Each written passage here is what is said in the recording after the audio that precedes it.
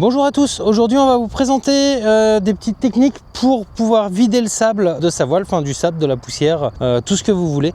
Mais voilà, le faire au gonflage sans trop forcer et vider un maximum déjà comme ça. Donc la première chose à faire, déjà on va essayer de coucher la voile sur son bord d'attaque pour se retrouver avec le bord de fuite sur le dessus et le bord d'attaque en bas. Là je suis avec une Piper 2 mais la technique est identique pour toutes les voiles. On attend un petit peu de vent. Donc on va déjà amener la voile sur le bord d'attaque. Donc pour l'amener sur le bord d'attaque, ce qu'on va faire, on va l'amener tranquillement sur le côté et là on l'accompagne jusqu'au bout.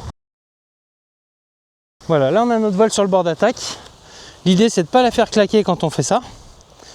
Et là en fait on va mettre un peu de tension dans les freins, pas pour faire décoller la voile dans un premier temps, mais juste, vous voyez, je garde le bord d'attaque contre le sol. Là vous mettez bien sûr de l'herbe, ça sert à rien de le faire, enfin si vous êtes dans le sable et que vous avez besoin de vider du sable, bien sûr c'est ce qu'il faudra faire, mais vous ne vous amusez pas à faire ça sur du goudron ou du gravier. Donc là on va essayer de maintenir une pression dans le bord de fuite en fait, et là vous donnez des petits à-coups. Là en fait ça va décrocher un petit peu les grains de sable qui peuvent être dans les coutures. C'est important de surveiller que votre voile, vous voyez, elle se gonfle un petit peu en faisant ça.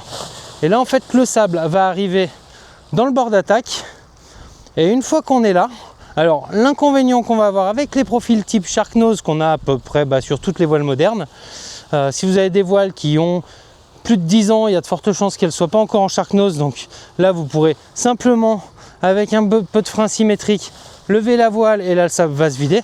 Mais avec le Sharknose il va avoir tendance à rester dans la poche. Donc ce qu'on va faire quand on est là, l'idée ça va être de mettre des chocs dans la voile. Voilà, en essayant de ne pas faire taper le bord d'attaque trop fort.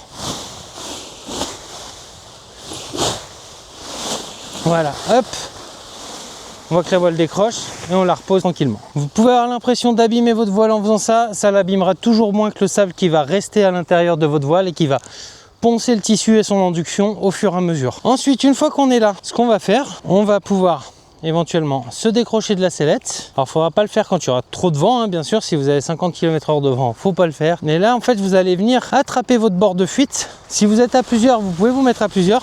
Et en fait en faisant juste ce mouvement là, vu que vous avez amené tout votre sable dans le bord d'attaque vers les entrées d'air, en faisant ça en fait le sable va glisser naturellement. Là une fois que vous êtes là, vous pouvez revenir là, vous reprenez 1 mètre par 1 mètre et on va jusqu'au bout de la voile comme ça. Là vous avez sur toutes les voiles également les derniers caissons qui sont fermés. Donc cela vous ne pourrez pas vider le sable avec cette technique là. Ce qu'il va falloir faire, en fait vous maintenez votre voile dans le vent comme ça. Et là en fait vous allez secouer votre voile de gauche à droite. Vous allez transvaser le sable de caisson en caisson vers le centre de la voile. Et une fois que vous serez là, vous refaites la technique avec le bord de fuite. Vous secouez un peu et là votre sable va s'échapper. Petite astuce sur nos voiles chez ITV, vous aurez toujours des petits scratchs en bout d'aile qui vous serviront à vider le sable.